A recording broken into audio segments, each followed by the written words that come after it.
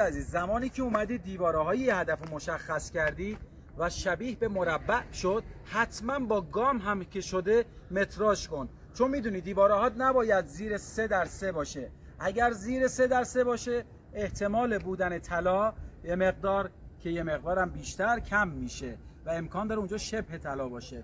حالا میتونی اصلا با گام اون متراژ رو به دست بیاری. مثلا من این دیواره رو گرفتم، یه مربع شد، میگم 1 متر، 2 متر، 3 متر رو مثلا شده 20.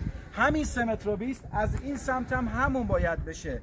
1 متر، 2 متر، 3 متر و 20. نباید کمتر بشه. یعنی فیکس باید مربع باشه. اگر مستطیل بود امکان داره که 2 هدفی یا 3 هدفی باشه. در ضمن یادت باشه دیوارهات اگر از 5x5 یا 6x6 به بالا شد، یعنی این مقدار شد، امکان داره که 3 هدفی داشته باشی.